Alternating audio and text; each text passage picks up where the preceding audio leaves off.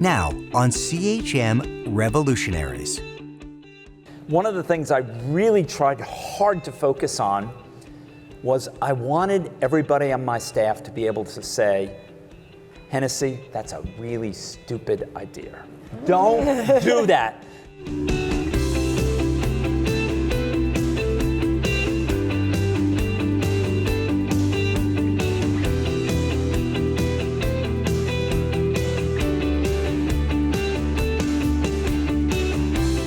It's rare to be involved with one of the world's great learning institutions and one of the world's great commercial successes. John Hennessy has done both, and he's not stopping there. From Stanford to Alphabet, Hennessy has redefined leadership throughout his illustrious 4-decade career.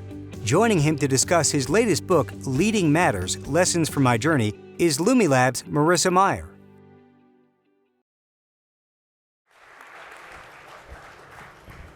Well, I'm so excited to be here tonight. The book is called Leading Matters: Lessons from Your Journey, and it's been such an amazing journey, but it's far from over.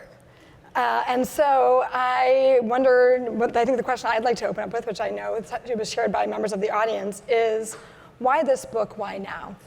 It's a good question, Marissa. As I was getting ready to step down as president, I started thinking, what do you want to do next?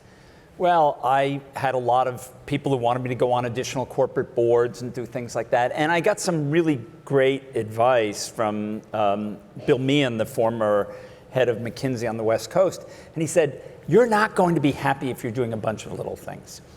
So that led to what eventually became the Knight-Hennessy Scholarship Program and a big involvement with a new generation of young people. But then I said, if we're going to help educate young people about leadership, I better figure out what I think matters and what they need to learn and the skills they need to develop and the characteristics, even in picking these extraordinary young people. And that was the beginning of really trying to put my ideas in writing. One great thing about writing is when you write them down, you have to really be crystal clear and think them through. And of the many different lessons about leadership in the book, one of my favorites is storytelling. And so I was wondering, trying to combine a few different things here, could you tell us the story of the most pivotal moment in your journey? The most interesting thing you learned about leadership from a pivotal moment? Well, I think probably I learned a lesson early on in a startup. When I started a company, I was a bit of a reluctant entrepreneur. We published our papers on risk and on the MIPS project at Stanford, and I thought, we're done.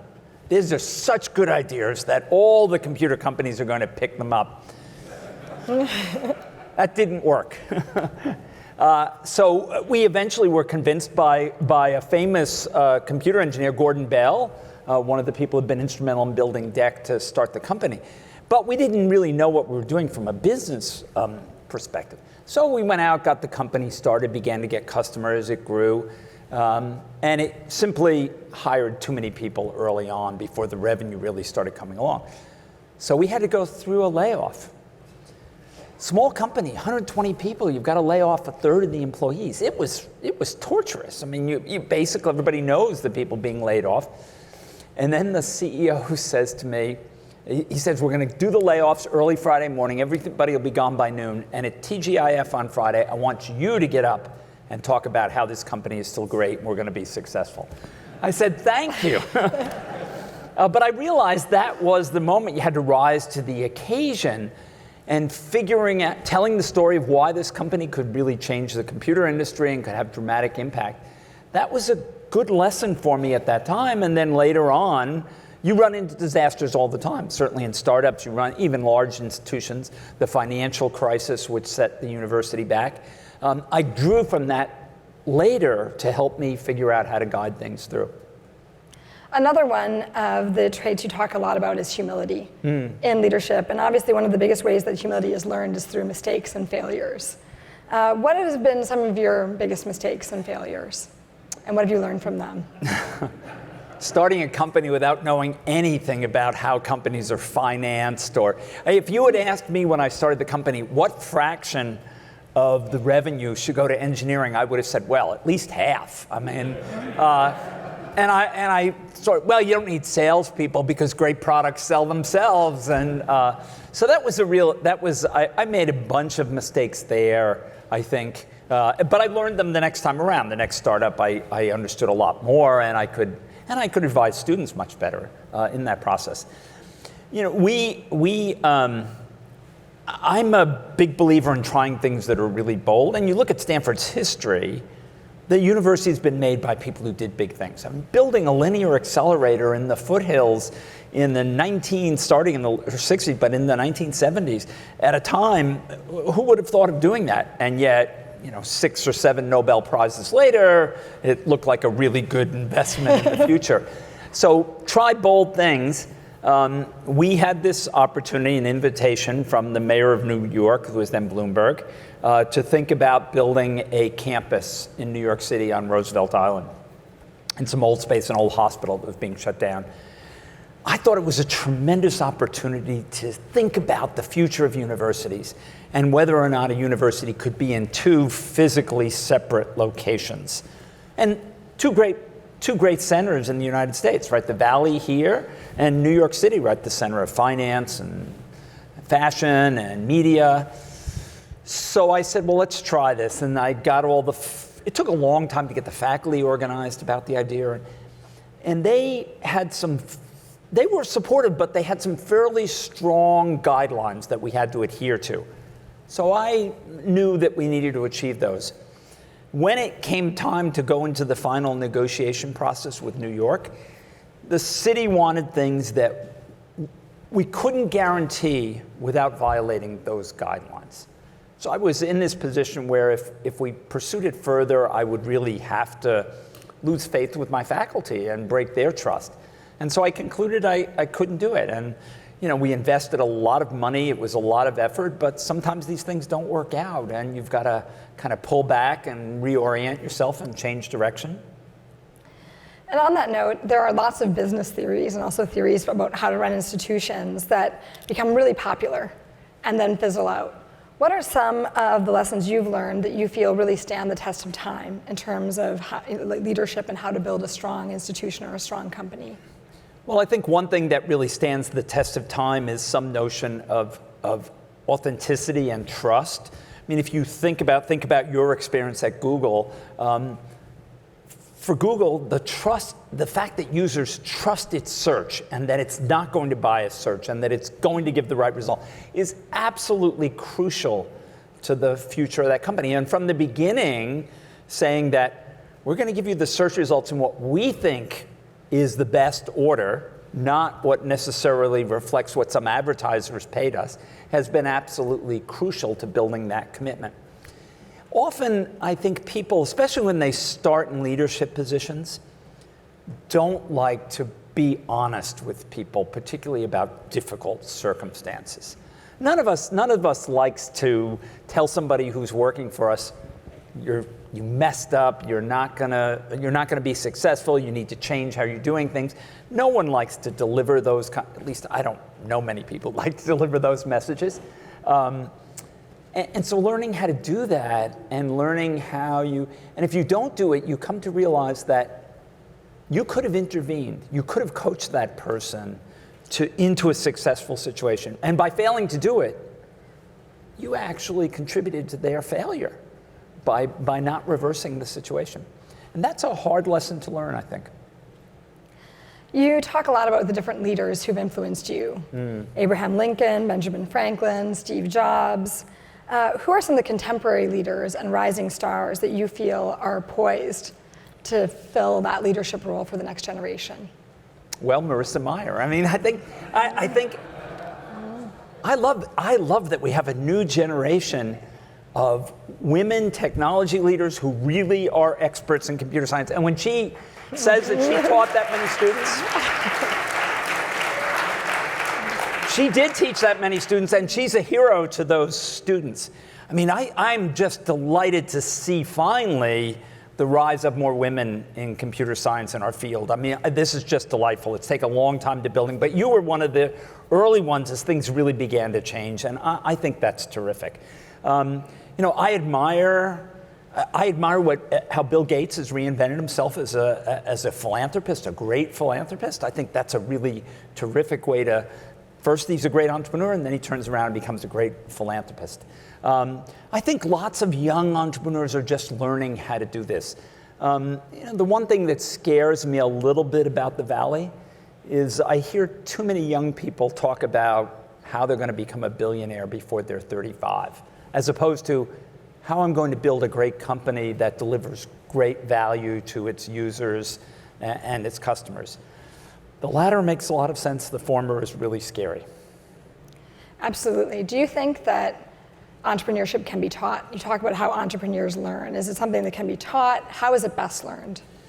Well, I think you can certainly teach some of the skills that are critical, how businesses make decisions. When I came back to Stanford and started doing some things in the engineering school, I realized that we had lots of young people who wanted to be entrepreneurs.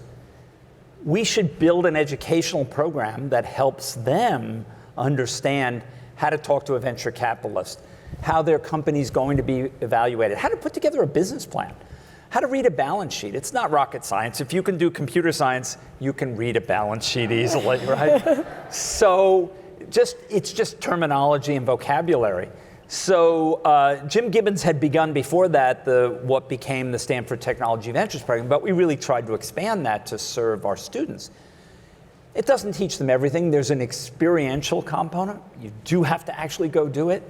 I think everybody who wants to lead a company should go do cold sales calls one time, because there's probably nothing harder than doing cold sales calls.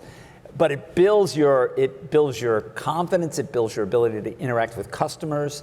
Those are lessons that are more experiential than things you're going to get in a book, but you can combine the two and make people successful. For developing leaders, when they're learning some of these core elements of leadership that you've identified, which one is the hardest to achieve? I think the notion of leadership as service is hard to achieve. If you're leading a major company, people stand there and by the door, ready to hold the door and open the door for you.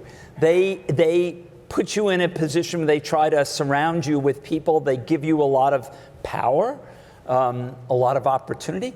But I think it's very easy to forget that in that role, you serve a spectrum, multiple people, multiple different constituencies. You certainly serve the customers, you serve the shareholders if it's a public company or even a private company, the investors. You serve the employees. You serve the community in which you exist, all those things. And I think it's easy to somehow forget that. Leadership is service. It's service to all those constituencies, and service over a period of time. So you're not just thinking about, well, I'm going to do this job for 6 months or the next year, and then I'll be out, so I don't need to worry about the long-term future of the institution or organization you're leading. Thinking long-term, and I think we've lost this, perhaps because if you read a lot of the business books, the focus is on shareholder value, shareholder value, shareholder value. And of course, the activist community pushes that even harder. Shareholder value, yes, but not next quarter. Shareholder value 5 years from now. That's because that's what I want investors to think about. I want them to think about the company that they're investing in for 5 or 10 years, not just tomorrow. And that pushes you to think rather differently, because when you start saying 5 years matters, well, then you better make sure you're treating your customers and your users well. You better make sure your employees are really committed to the company, because otherwise, if they walk out the door, you're not going to have a company 5 years from now. And I think we need to focus on that more, and certainly in government, we need to focus on it. You know, I had a Stanford alum who's in Washington say to me, when he went to Washington, D.C., he went there to represent not only his state, but the entire population of the United States, and try to do what was best for them. He said, and not just the people who voted for me. And I think we need more of that ethos in our leadership. Absolutely. I think it's hard to change the world in 90 days. It is hard to change the world in 90 days, exactly. But one thing that you've seen so many different models of leadership. One question that comes up is one of co-leadership. When you have multiple strong leaders in a company, is that something that ultimately makes it stronger? Does it offer more stability? Is it more accountable if you have a single leader? What's your perspective? I think, leadership is a partnership, and certainly my experience, for 16 years as Stanford's president, I had the same provost for all 16 years. I was remarkably blessed. I had John Etchemendy, who's probably one of the great provosts, not only in Stanford history, but globally among universities. That's extremely unusual, because provosts, with his ability, get a lot of other presidential offers and decide they want to do that instead. So yes, I guess in the final case, if there were a decision to be made, I would be the final decision maker. But that very rarely happens. We worked in a partnership, and he would often make decisions, and I knew he was going to, but we keep each other informed and we work together. So it's sort of a CEO-COO model. That's certainly what Facebook is doing now with Sheryl and Mark, and I think that model works. We had an interesting experience at Atheros. We had gotten to the point where we thought, the current CEO had built the company, had done a great job, but we needed to get a new person in. And several board members felt we needed to do it quickly and we should start a search. And I was nervous that when we started that search, it was going to take a long time to find somebody. And then the paralysis that would exist because nobody would be making decisions. And a funny thing happened. So we created an office of the president. We had like 3 or 4 people making decisions. And a funny thing happened.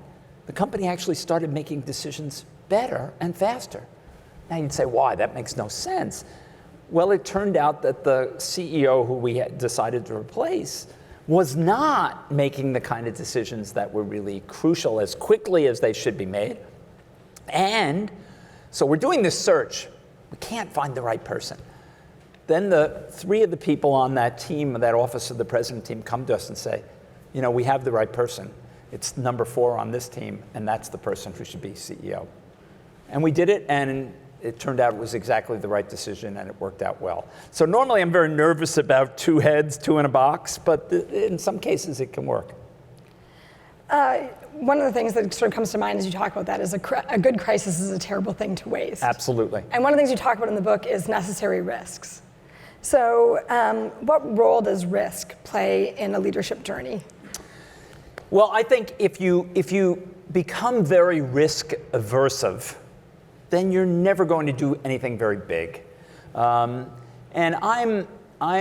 when I was put in the role as president, I think everybody knew that I wasn't going to be the storekeeper model of president. I was going to try new things and try to move the university in different ways. And I think that's the way I feel about companies too. And if you've been in a startup environment, certainly you're doing that from the beginning.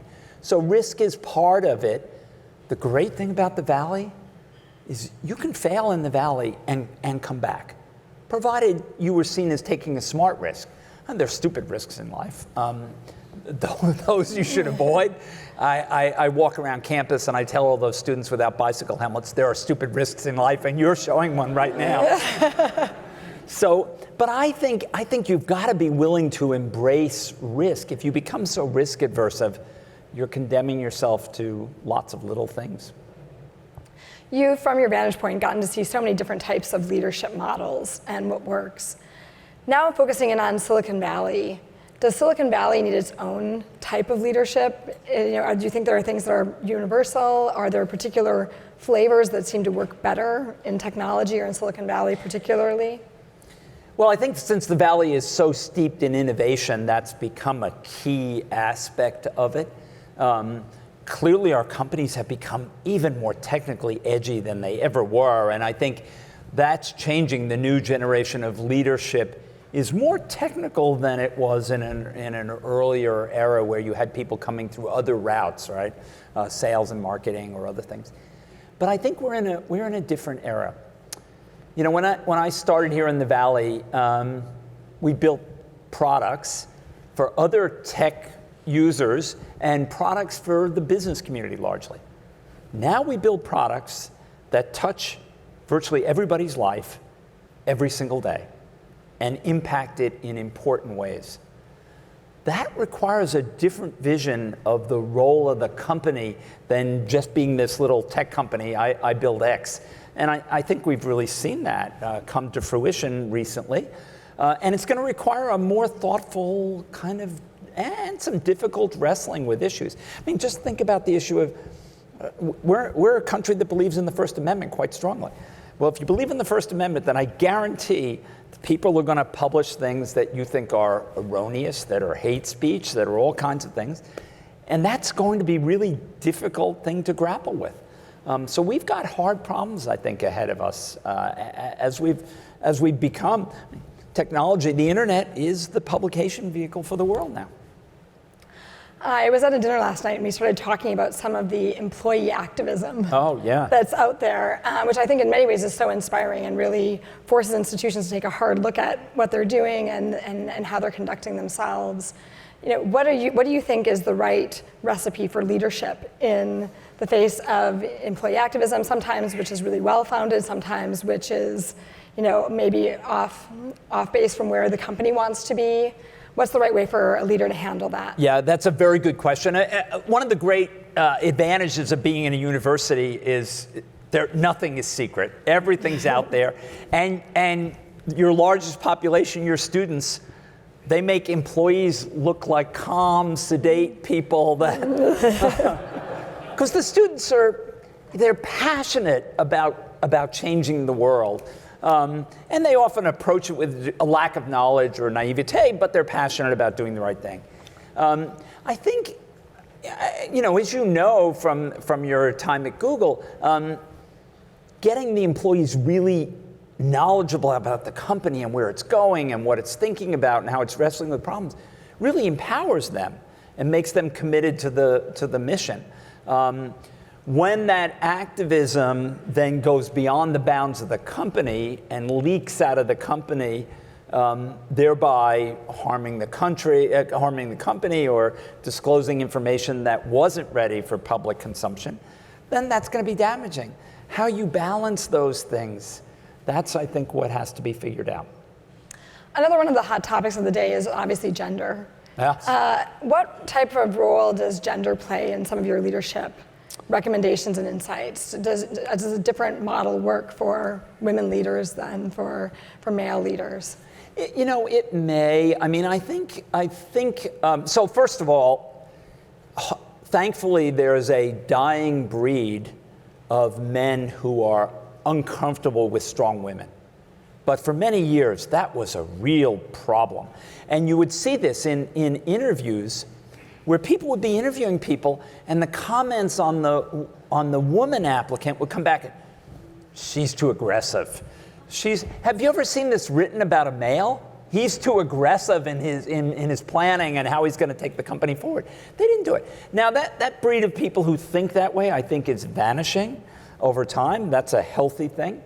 But figuring out how we make women successful, I'm watching what happened in computer science, which was really the women building a support cohort when they were not in critical mass so that they could get themselves to critical mass and really make a change. That was really empowering. And I think we need to think about how do we do that and how do we educate young people. What I find amazing, so we have this new class of Knight-Hennessy scholars coming in, and it's majority women. And these women are really incredible. What they've accomplished already is incredible. They're going to change the world. And if we as a society hold them back because of gender, we're going to be a worse world for that. So we've got to think differently about that. And how do we prepare them to be the next president or something important like that? One of the things that they do here as part of the Exponential series is have one word that embodies leadership and advice. And so what is your one word? My one word is innovate. Innovate. And this is, so one of the things that happens when you're in a university and you've been successful as an entrepreneur is you have a stream of students coming into your office and they all say, I want to become an entrepreneur. And then I say, tell me about your discovery or your technology. I don't have one yet, but I want to be an entrepreneur. So I said, go innovate first. Great companies are built around great discoveries, great inventions, great new technologies. Find that first. And then I proceed to tell them, I asked them a question. How many photo sharing companies got funding from the venture community broadly across the entire United States? Oh, I don't know. They say, well, there's Instagram and maybe one or two others, Picasso. I mean, I said, no, there were more than 100. And you know 2 of them, right?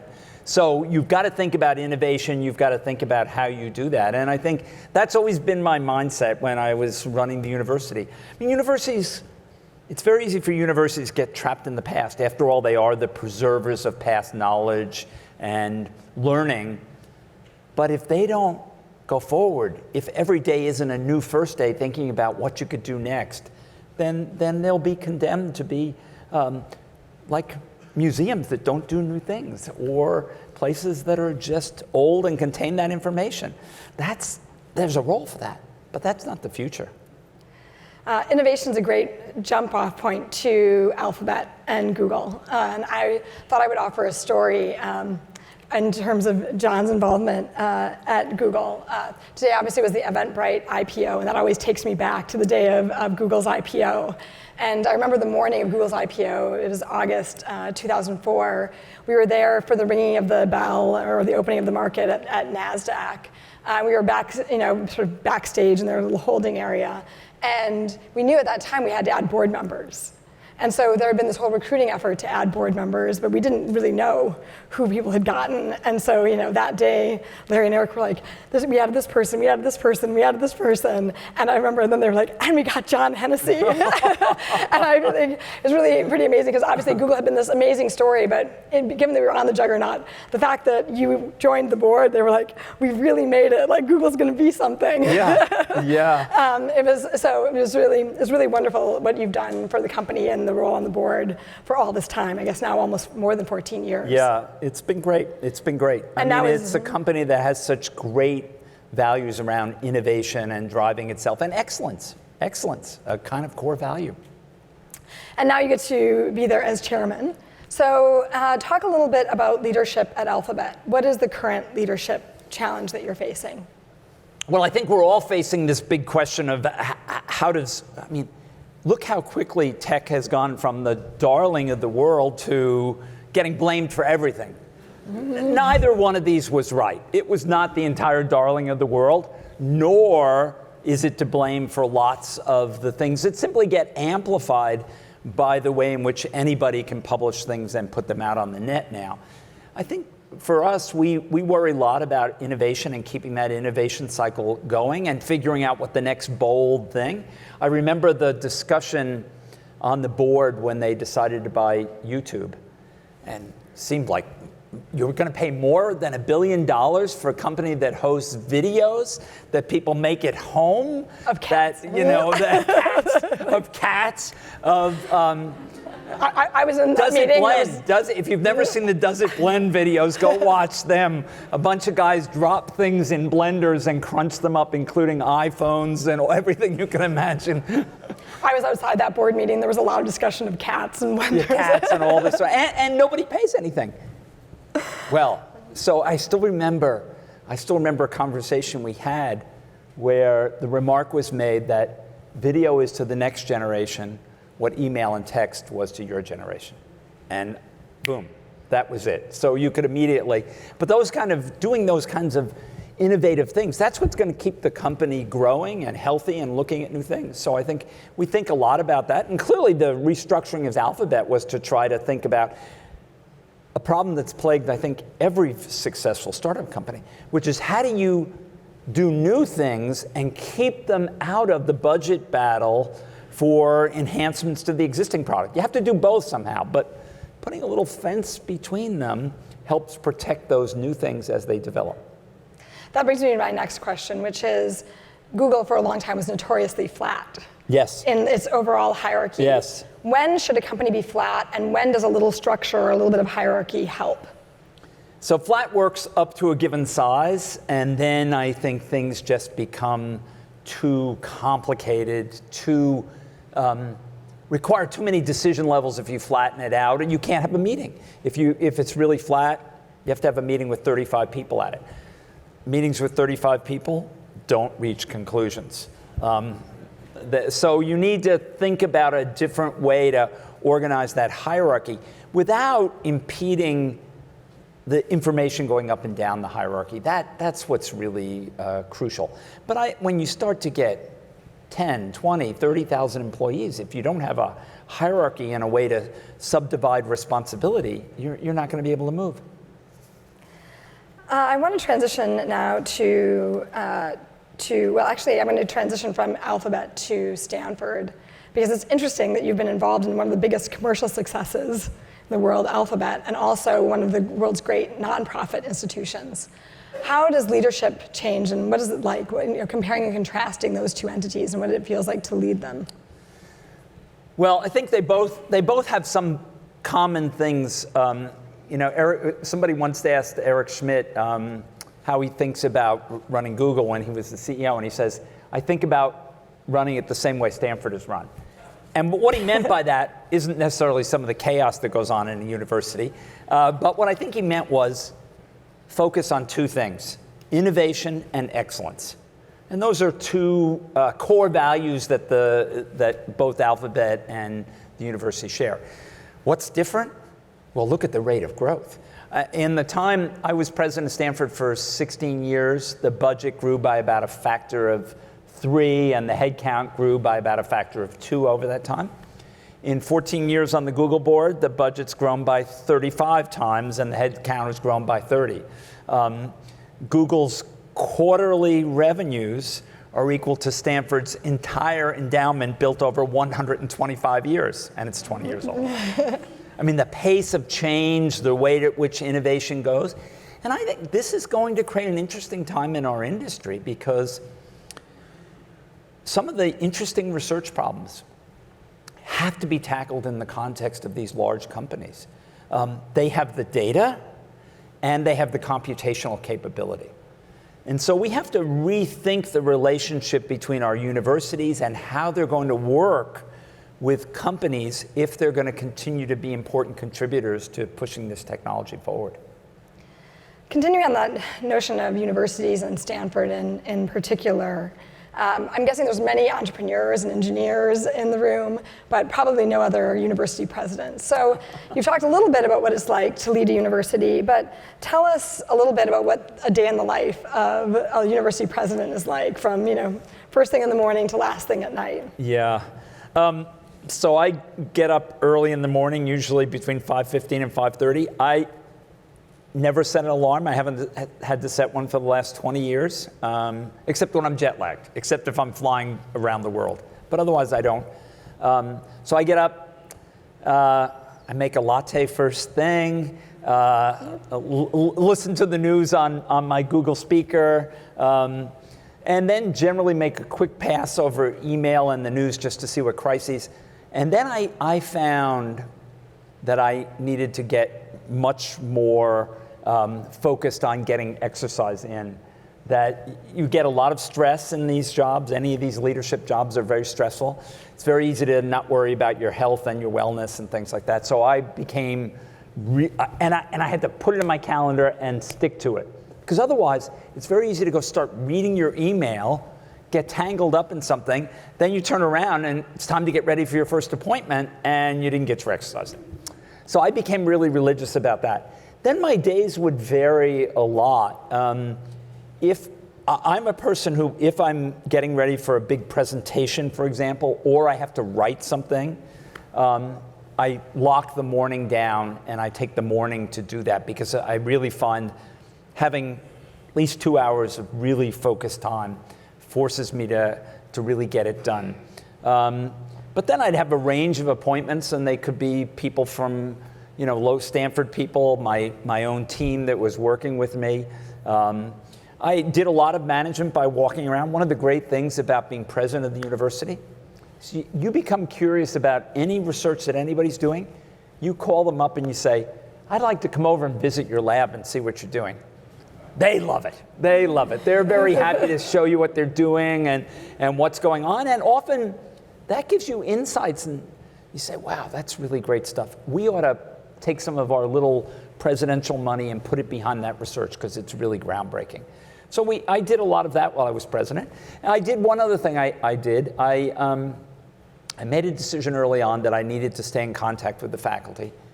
So I scheduled groups of lunches with about 15 faculty with every single faculty member in the university. And I'd start that, I'd work through the year. It took me about 4 years to get through the entire university, and then it's like painting the Golden Gate Bridge. After you get to one end, you go back and go the other direction. And I did that during my entire 16 years as president, and it was really wonderful. I really got to understand what they were working on, what they were worried about, how they saw things emerging. It was a terrific way to do things. Were there any key insights that stand out, like lunches where you're like, wait, this faculty member said something to me and it really changed something that you did? Yeah, so one of the things I heard early on when I started doing this were some of the challenges that some of our young faculty were having.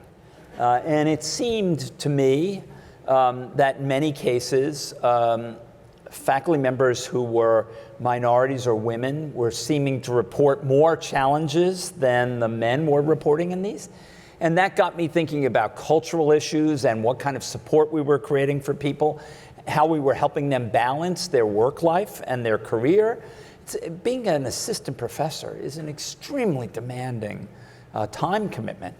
How could we help make them more successful? Because I believe if we as a society don't figure out how we can have people be in leadership positions and maintain work-life balance, we're going to suffer. We're going to lose lots of great people who decide they can't stay committed to their careers. You talked a little bit about life hacks, things that can help achieve balance, also lattes, 2 hours of focus time. Do you have any other life hacks that you find just make you that much more effective or overall are words of advice? So I'm a voracious reader and I have been for many years. I read a lot and I finish the day always with reading. Well, sometimes I half finish the day by falling asleep in front of the TV first. But then I always get back to try to read something. So I'm a voracious reader. And I've always had the view that if I can learn something by reading it, that's a whole lot easier than having to learn it by going out and doing it myself, and learning from other people's mistakes and experiences is more valuable. So that's been something I've always been passionate about.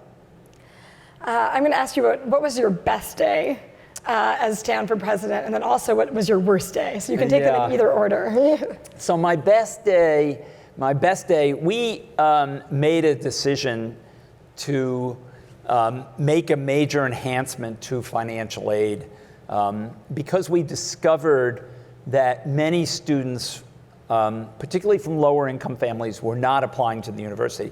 They'd simply look at the sticker price and they'd say, I can't even bother applying. So we decided we needed to restructure that, put more money into it, but also make a very simple message. Because these were kids who were coming from families or schools that were under-resourced. They didn't have a guidance counselor, a separate college prep counselor. So we made a simple decision. Your family makes less than $100,000, your tuition at Stanford will be zero. And I was really, it was a good thing, and that simple message was key. That's the thing, of all the things I've done, that the alumni thought was the best. And I got letters after letters, bravo, this is a great thing, which is amazing because it wasn't Stanford alumni whose children were going to benefit from that. Most of them were doing quite a bit better than that. But this notion, this American dream that you were going to ensure that somebody who was highly qualified could go to a place like Stanford, independent of their family background. People just, that's a kind of American dream, and I think something we need to preserve. So that was my best day. My worst day. Students had a hunger strike over some things in labor conditions. That was really hard. Students are the lifeblood of the university. They're the ones you're serving. They're the ones you're working with. they had some right notions, but some wrong ways to solve the problem, and it was really hard finding a way through that without letting students really get injured in some way or without compromising some other principle in the university. That was tough. The Knight-Hennessy Fellowship is such a big idea, and I think some people in the room may or may not be familiar with it. But why don't you talk a little bit about it? So our idea was to, I began to be dismayed about the quality of leadership. This is before any recent elections or before, but if you just go back in history, I mean, we did have the financial aid crisis. Let's say we didn't have the best leadership we could have had, or that problem probably would have been much less than it turned out to be. But the growing partisanship we saw in Washington, even 5 or 6 years ago, it was growing. Europe was struggling with issues. And I said, and then I started looking at other programs. I mean, obviously the Rhodes Scholarship Program, which had come many years earlier. And we said, why don't we try to build a program inspired by that, but with our own unique characteristics? It's here in the Valley, it's at Stanford, it's at a place that believes in innovation and entrepreneurship. It's a place that sits on the Pacific Rim. And let's make it global so we get the best students from around the world. We have one young man coming from Tajikistan who's going to be a Knight-Hennessy scholar. We have a young woman coming from India who's already built a foundation that was selected by Prince Harry and Meghan Markle as one of the 8 foundations that they'd like wedding gifts to go to. I mean, these are young people who are so accomplished, and you see them, and optimism just pours out of my bones at that point. I just think that's the future. If we can help get them a graduate education and prepare them for a leadership role, whether in the corporate world, in the academic world, or in government, we'll build a better world that way. I was just telling you before that I wrote a recommendation for a fellow for next year, and I do think it's really amazing to see how inspiring these young people are. What is your vision for where the Knight-Hennessy Fellowship can go in 10 years? So in 10 years, we'll have built up a string of individuals. We are very much trying to build a community that not only will work together during their time they're students, but will bond and will continue those relationships. So think of it as a network that you could continue to pull on long after you've graduated. I think in 10 years, we certainly hope that some of these people are doing things that are having impact in the world. But as I've told them, if you look at the amount of time it takes for somebody to go from finishing college to really a major position in the world where they can really influence things, that takes a while. So we're very patient. We're trying to pick good people. We're trying to prepare them well, and then launch them out on their journey. And I think an interesting thing is going to happen. They're going to hold each other accountable. And they're already talking about what do we owe each other as being part of this program? And that's a very different way to think about personal responsibility. And looking out even further, if you looked out 100 years, what would be your hope in terms of the legacy of the program? First woman president in the United States. Hopefully it won't take 100 years. I hope so too. I hope so. That's in the 20-year time frame. I think we simply are dying for better leadership in all walks of life. I mean, if you think about some of the things that have happened in recent times, they're not things they're fundamental failures of leadership, fundamental ones. So there's not only the downside to be reduced, but there's the upside to be pushed forward too. People who will have a different view of how they're going to solve problems, how they're going to be leaders, and what they might do in the future. So we hope that we can make a small contribution to that process, and that we'll get some people who do some great things. I think that would be amazing. Yeah. If you look at, looking at that 100-year time frame, how do you think university education will change? What will the universities look like? Will they still have campuses? You talked about the difficulty of even getting Stanford to be, in 2 places. How does university education change? So there are some things that have to change about university education. I think the undergraduate 4-year residential experience will still be the gold standard. But perhaps not everybody will be able to get that gold standard. We'll have to find a way also to reduce the cost of that gold standard. I mean, if you look at what's happening to the UC system, that system is endangered by the fact that we're not able as a state to commit the kind of resources that we need to keep it really at the top of its game. And if we destroy one of the great public education system, higher education system in the country, we'll live to regret it. We'll live to regret it in this country. So we've got to figure out ways in which we help our government understand the importance of education. But we in higher education also have a role to play. We've got to figure out how we're going to tame our cost growth somehow. And we haven't been really good about doing that. Some of it's built into the mentorship method and the way we do education, but some of it is a reluctance to use technology in appropriate ways. And finding a way in which you can use technology to reduce cost without reducing the learning experience that students have. And that's crucial, because I don't want to make education cheaper and make it inferior. I want to have it be just as good and figure out how to, or even better. And I think that's possible to do if you use technology in appropriate ways. Technology and time change the nature of a university, but they also change the nature of leadership. So looking ahead, what are some of the ways that future leaders are likely to be disadvantaged by technology, and what's the right way to think about that? Well, I think certainly the rise of social media has changed the way every leader needs to think about it. You no longer can just think, well, that doesn't matter. That's because it shapes opinion, it shapes the world, it shapes the vision of companies, it shapes how your employees are thinking. So that's really changed things. It's meant the cycle is even more 24/7 than it used to be.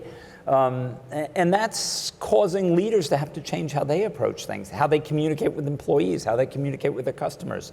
I don't know that it's necessarily worse, it's just different. It's different, and it's more on than it ever was before. And maybe the more on is a downside, because often some of the behavior that occurs is purely reflex. It's not thoughtful in some ways. But that's part of the change that's occurred, and we're going to have to figure out how to navigate our way through it. Talk a little bit about what you're spending your time on now, as we're talking about the future. Where are you spending your time? I'm spending most of my time trying to get ready for 51 really bright people to arrive on campus and get going in the program. Figuring out what we want to teach them, what skills are most important in their education. I'm back to teaching, actually, one of my great loves, and one of the things I probably missed the most when I was president. I could teach from time to time, but not very much. And I'll be back to teaching both a freshman seminar as well as a advanced architecture course. So I'm excited about getting back to doing that, and that'll be a different thing for me. What are the course numbers, dare I ask? So the freshman seminar is CS 106 something letter, so we teach this course called the Intellectual Great Discoveries and Inventions in Computer Science, and we do everything from undecidability to algorithmic complexity to how does hardware work to cryptography. The highlight. What do the students love the most? They love the weekend trip to the Computer History Museum. They love it. They love it. And as I remind them, that's the only place they can see the computers that I learned to program on. So it's a great, they have a great time, and we go down and look at it, and they're just astonished. I mean, young people, think about how young they were when they started using computer. You say to them, well, that doesn't even have a hard disk in. They don't have any idea what a hard disk is. So one of the things I do is, day one, we come in, I have a bunch of everybody's had hard disk crash failures. I have a bunch of hard disks. We pull it out, we look what's inside, we look at a wafer, we look at really getting them to understand what's going on in the technology. It's a wonderful course to teach, just great. I'm going to transition now to some of the questions from the audience. Building on the Knight-Hennessy scholars, this person asks, as a mentor, what are you looking for in a mentee? Or what are you looking for in the scholars that you're bringing into the program? So we in picking our scholars, we tried to look for people who were all academically accomplished, because our scholars have to be admitted by whatever department they're in. So you've got to be admitted to the medical school or the business school or the law school or engineering. So that sets a fairly high bar for their basic academic capability. Then we're looking for other characteristics. Independence of thought, people who are creative thinkers, who are willing to hold a contrarian viewpoint. People who we have this humble and kind. That's kind of our motto. We're looking for people who really think about their journey in the world, their success, but also the people they'll bring along and benefit by whatever journey they take. So they see themselves, they see their success aligned with the success of others. And we look for people that have that in mind and have that kind of drive and focus. We look for grit. Leadership is challenging in all these roles. Tell us about the difficult situations you overcame. We have one question in the application. Tell us 8 improbable facts about yourself. So we have one young woman coming in who says, I can jump over the head of the average American woman. And she can. She's a high jumper. She can do that, right? She's coming to do medicine. And she's passionate about access and inequities in the way in which we deliver medicine in our country and around the world. I'm sure you've been asked this, and I won't ask you for 8, but what's an improbable fact about you? An improbable fact about me: I failed handwriting when I was in elementary school. And my wife says you still fail it today.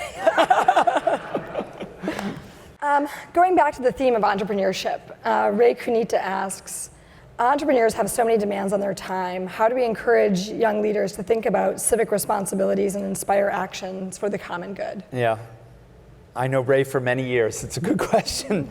I think people need to think about their careers in phases. When you're a young entrepreneur or you're a young faculty member in a university, you may have a hard time balancing your life. But over time, things can evolve, and you can do different things.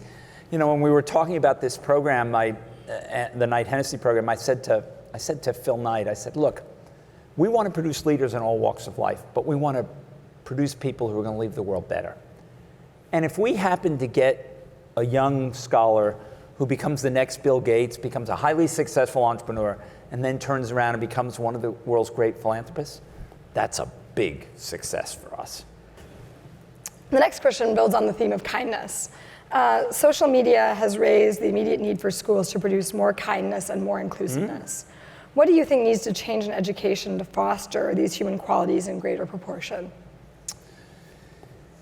I think so. One of the quotes I use in the book is a quote from To Kill a Mockingbird, where Finch is saying, "You really don't understand a person until you've walked a mile in their shoes."